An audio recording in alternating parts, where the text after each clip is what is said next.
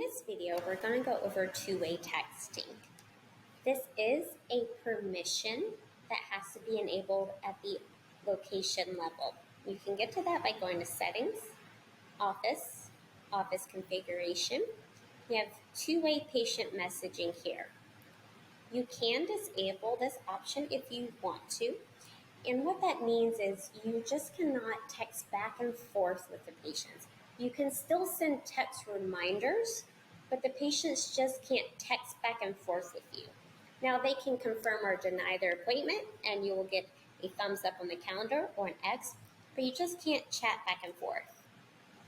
There are two ways you can open up a two-way text with a patient.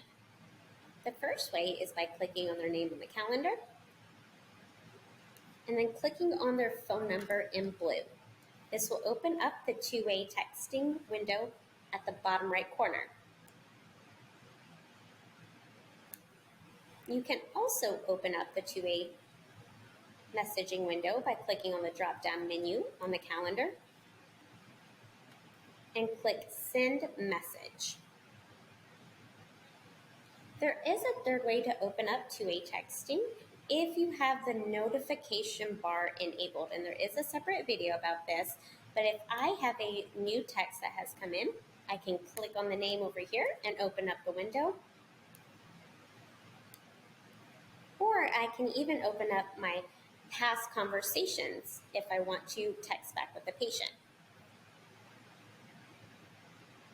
When looking at the two-way texting window, I do encourage you to click on Show System Messages.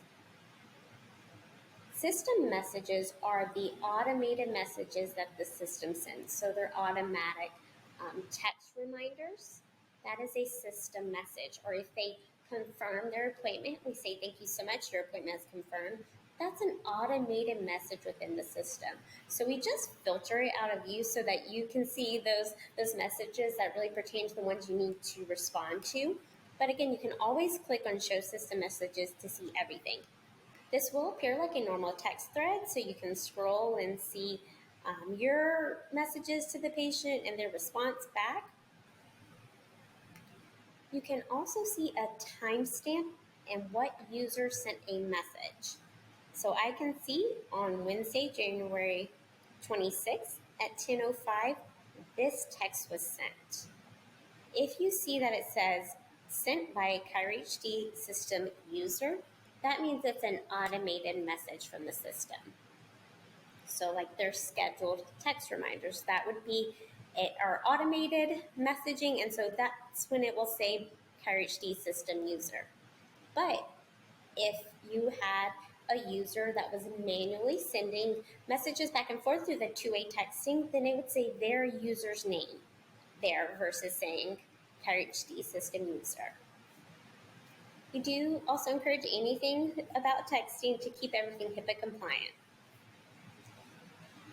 If you see this message, another user has this conversation open. This is just saying that there's another user in the office, so maybe my coworker is also within this two-way text as well. So maybe I want to wait or us communicate as a team to see who's responding so that we don't double up on and double work, or overwhelm the patient. So that's what this means.